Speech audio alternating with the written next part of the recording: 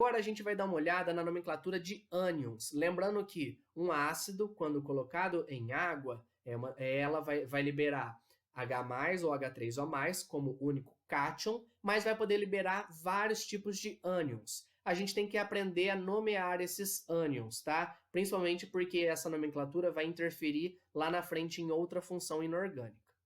Como que a gente faz? Muito simples, tenho aqui essa tabelinha. Então, se o meu ácido termina com oso, o meu ânion termina com ito. Se meu ácido termina com ico, o meu ânion termina com ato. Se meu ácido termina com hídrico, o meu ânion vai terminar com eto. E aí tem uma frasezinha para a gente guardar aqui, um outro macete também para guardar. Como que é? Simples, é assim. Mosquito, guloso, te mato, te pico, te meto no vidrico, ok? Então, tá aqui, ito, oso, ato, ico, eto, hídrico, tá? É uma frase simples, mas extremamente válida na hora que a gente precisa lembrar de tantos detalhes. Então, novamente, mosquito, guloso, te mato, te pico, te meto no vidrico. Vamos ver aqui como que isso pode aparecer. Exemplo. O HNO2 é o ácido nitroso. Por que é o ácido nitroso? Porque no padrão do nitrogênio, lá no boconoclosopô, é HNO3. Então tem um oxigênio a menos, por isso que é oso.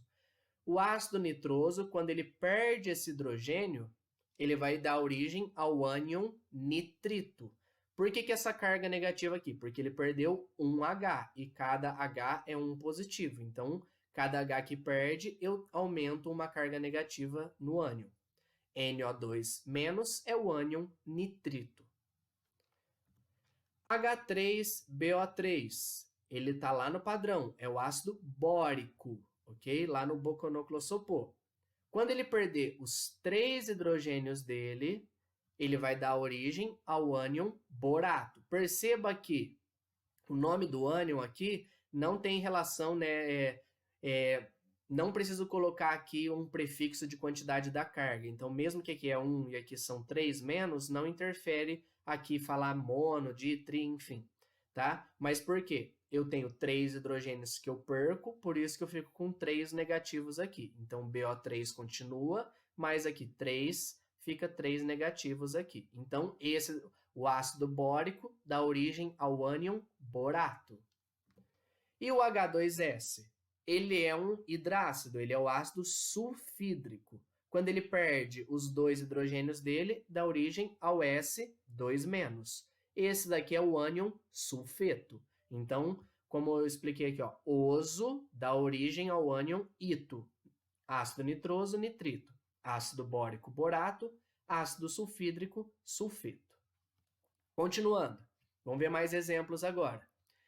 Ácido clorídrico, tá? Então, aqui vamos já treinar. Ácido clorídrico vai dar origem ao ânion cloreto. Um hidrogênio, um negativo. HBr, ácido bromídrico, brometo. Ácido fluorídrico, fluoreto. Ácido cianídrico, cianeto. Agora, vamos começar a ver os oxiácidos. Então, ó, todos os hidrácidos, hídrico, terminação eto para todos. E aí, um hidrogênio, um negativo. Aqui eu tenho 2 hidrogênios ionizáveis. Então, a carga, né, vai ser 2-. SO4, 2-, sulfato. Então, ico vira ato. Ácido sulfúrico, sulfato. Ácido carbônico, 2 hidrogênios, a carga é 2-, carbonato. HNO3, ácido nítrico, nitrato. Ok? Continuando. Ácido ortofosfórico. Lembra que esse orto é opcional. Vai dar origem, né? Tem 3 hidrogênios, carga 3-. Eu posso chamar esse ânion de fosfato ou de ortofosfato. Ok? Lembra lá que a gente viu numa das classificações que eu tenho ácidos orgânicos? Então, um dos ácidos orgânicos era o CH3COOH, que eu dei uma outra possibilidade de representar como HAC. Se você procura na tabela periódica, pode até ter um elemento que é o AC, mas aqui esse AC não é um elemento químico, ele é, digamos assim, uma simplificação de um agrupamento, tá? Então, na inorgânica, você não está preocupado com esse pedaço do ânion, você só está interessado para saber quantos hidrogênios eu vou ter que são ionizáveis. Ele tem apenas um. Uma representação daquele ácido é o chamado ácido acético. Então, esse ânion, quando perde esse hidrogênio, vai ser o ânion acetato, ok? Então, às vezes, você vai encontrar exercícios que trazem essa notação aqui. É uma notação usual, tá? Mas que pode aparecer e, para não gerar confusão, já trouxe aqui para a gente. HClO4, ele é ácido perclórico. Perceba que ele tem aqui um prefixo. Ele mantém o prefixo na hora que vai para o ânion. Então, ico vira ato, mas como ele tem o per, continua per. Então, esse é o perclorato, ok? Seguindo aqui, ácido sulfuroso perdeu um do padrão. Então, ele vai dar origem ao sulfito. Lembrando das cargas, que é exatamente a quantidade de Hs que eu tenho aqui. Ácido hipocloroso, ele tem o meu prefixo, mantém o prefixo. É o hipoclorito. Agora, lembra que esse daqui e um parecido com esse são as exceções. Eles não têm 3 hidrogênios ionizáveis. Nesse daqui ele tem apenas 2, ok? O ácido fosforoso, quando ele perde esses 2 hidrogênios ionizáveis, ele fica com um que não é ionizável e fica com a carga 2-, correspondente a esses 2 que ele perdeu. E aqui eu tenho ácido fosforoso, esse inteiro é o fosfito. H3PO2 tem apenas um hidrogênio ionizável. Quando ele perde esse um hidrogênio, ele fica com 2 e a carga 1 negativo. Esse é o hipofosforoso, hipofosfito. Tá certo? Vamos lá. Mais alguns ânions aqui para a gente dar uma olhada. Um detalhe importante com relação aos ânions, para a gente lembrar, é que pode acontecer de sobrar hidrogênio ionizável no ânion. Por que que pode sobrar? Lembra que a ionização de um poliácido é feita por etapas, então eu não preciso ter necessariamente todas as etapas concluídas. Eu posso pegar um ânion antes dele acabar de perder todos os hidrogênios. Quando isso acontecer, eu tenho que identificar quantos hidrogênios ionizáveis sobraram no nome. Como assim? Exemplo, H2CO3. Se ele perde apenas um dos hidrogênios ionizáveis, ainda sobra um. Então, ele perdeu um hidrogênio e ficou HCO3-. Esse ânion vai ser chamado de hidrogeno, tá? Não é hidrogênio, é hidrogeno carbonato, porque ele daria origem ao carbonato. Por isso aqui do nome carbonato. Até porque o nome desse ácido é ácido carbônico. Então, esse ânion é chamado de hidrogeno carbonato ou carbonato ácido, porque ainda tem um hidrogênio aqui, que é ionizável, ou comumente conhecido como bicarbonato.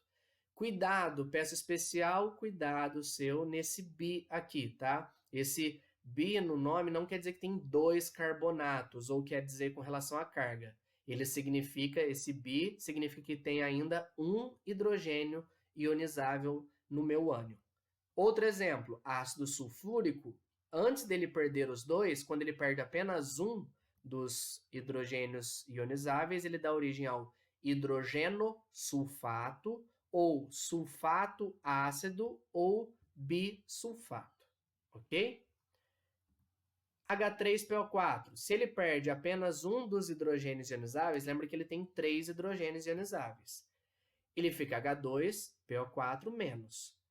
Como ainda tem 2 hidrogênios ionizáveis, são 2 hidrogênios ácidos, por isso que ele é chamado de dihidrogeno fosfato ou fosfato diácido, por ainda ter esses 2 aqui. Então, cuidado com esse bisulfato aqui com o diácido, tá certo? Mais um detalhe aqui para a gente ver. Alguns outros ânions que podem aparecer são menos comuns, eles vieram de ácidos, mas esses ânions são mais importantes do que o ácido que deu origem a eles. Quais são eles? Permanganato, ok? Então tá aqui, o MnO4- é chamado de permanganato. O MnO4 2- é o manganato. O Cr, né, veio do cromo. Cr2O7, 2- é o dicromato, o CrO4, 2-, cromato, e por fim o SiO4, 4-, ortosilicato. Esses daqui, os ânions, são mais importantes do que o ácido. Se eu quisesse descobrir o ácido, como que eu faria, por exemplo? Não tem um negativo? Eu coloco um hidrogênio e aí ficaria ácido permangânico. Lembra que ato veio de ico. Se eu colocasse os dois hidrogênios que faltam aqui, H2MnO4, ácido mangânico, e assim por diante, tá certo? Para fechar o nosso assunto, vamos dar uma olhada aqui nos ácidos no nosso cotidiano, tá? Isso é muito relevante que você saiba, uma vez que os exercícios trazem informações falando de coisas do dia a dia e relaciona o conhecimento químico com o conhecimento onde a gente encontra na nossa vida esses ácidos. Vamos lá. Primeiro deles, HCl. O ácido clorídrico é o ácido que está presente no nosso estômago, ok? Ele que é responsável pela digestão dos nossos alimentos. Por que ele não faz mal para a gente se a gente sabe que ele é um ácido forte e tudo mais? Porque existe uma camada de proteção no nosso estômago. Quando essa camada, por algum motivo, é rompida, acontece alguma coisa, aí sim você tem problemas como gastrite e que pode virar uma úlcera, tá? Mas o HCl no nosso estômago é presente e importantíssimo para que a gente possa. Lembrando que o lugar dele é no estômago. Fora do estômago ele também faz mal, ok? Também ele é usado para limpeza em geral. E aí o nome comercial que ele é vendido é ácido muriático, tá? Então tem ali uma solução de HCl, conhecida como ácido muriático, quando eu compro para poder limpar pisos, enfim, metais, algumas coisas do tipo.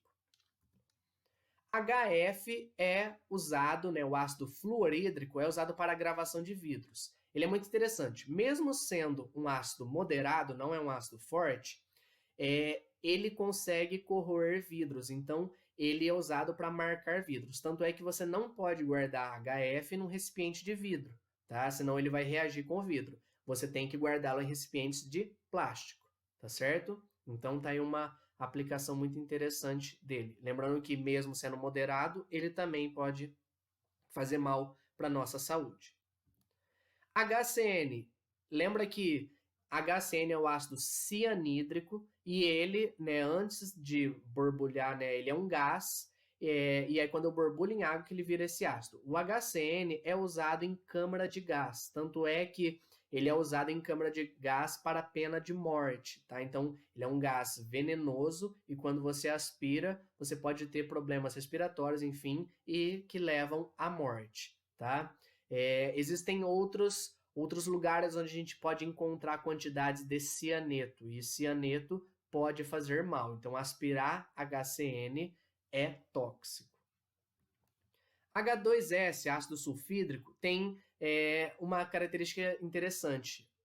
Para o nosso nariz, ele tem um odor de ovo podre. Por quê? Uma vez que o ovo começa a estragar, forma-se esse gás dentro do ovo. Então, quando você quebra o ovo e ele está estragado, você sente esse cheiro muito forte de ovo podre. Também pode estar presente no pum. E um detalhe interessante, vulcões. Regiões próximas a vulcões pode ter um odor muito desagradável, justamente porque lá eu posso ter quantidades grandes de H2S, ok? H2SO4, ácido sulfúrico, é o ácido que está presente na bateria dos automóveis e também é utilizado para a fabricação de fertilizantes e um dos causadores de um problema ambiental chamado de chuva ácida, ok? HNO3 é um ácido também utilizado para a preparação de fertilizantes explosivos e também pode dar origem ao fenômeno da chuva ácida, tá? Continuando, H3PO4 está presente nos refrigerantes do tipo cola, como por exemplo Coca-Cola, tá? Então ele é um ácido que pode fazer mal para os dentes e para os ossos e está presente nesse tipo de refrigerante. Por isso que fala se colocar um osso num refrigerante tipo Coca-Cola, enfim, pode corroer, pode diminuir, uma vez que ele reage com o cálcio presente nos ossos e nos dentes também.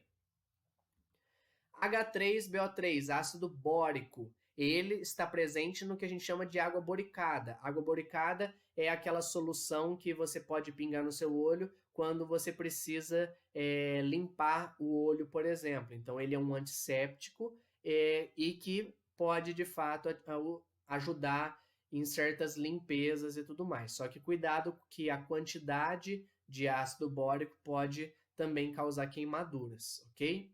Então, ácidos em geral podem causar queimaduras. Por isso que fala assim, não pode ter contato, sei lá, com beber refrigerante e você sair no sol. Porque o ácido do refrigerante pode ficar na sua boca e causar queimaduras ou se derramar na sua pele, enfim, e tudo mais.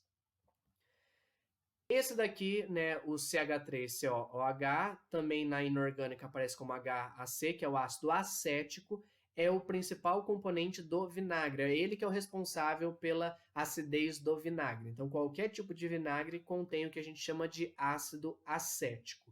Muito importante, muito útil saber essa informação, ok? E aí aqui está a representação dele na química orgânica e aqui como pode aparecer na química inorgânica, tá certo?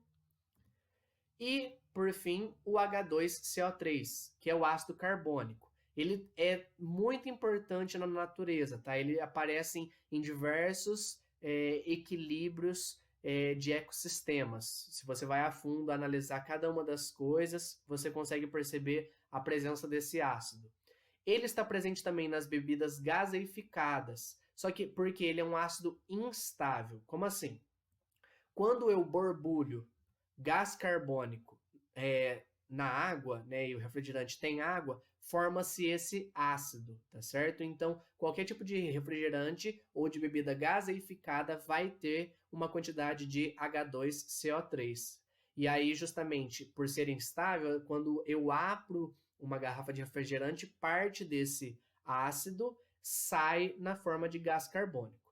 Esse ácido também é o ácido responsável pela acidez natural da chuva. Então, assim, no ar a gente tem gás carbônico, uma pequena quantidade. Esse gás carbônico entra em contato com a água para formar o ácido carbônico.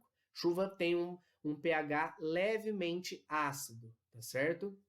Mas o que acontece? Dependendo do tipo de poluição, você tem uma intensificação da acidez e por isso dá o que a gente chama de chuva ácida. Como eu falei ali, o H2SO4 e o HNO3 estão presentes na chuva ácida porque são produzidos a partir do tipo de poluição que a gente tem no ar. Então, mais para frente, a gente vai ver um pouquinho mais detalhado as equações químicas mostrando a formação deles, né, na chuva ácida, mas vale lembrar aqui que o H2CO3 está presente na chuva, né, na água da chuva, naturalmente. E aí, se eu tenho mais ácido do que deveria, eu tenho o que a gente chama de chuva ácida, ok? A gente fecha aqui a nossa aula sobre ácidos, né, a primeira das funções inorgânicas, e seguimos agora com exercícios. Até a próxima, tchau, tchau!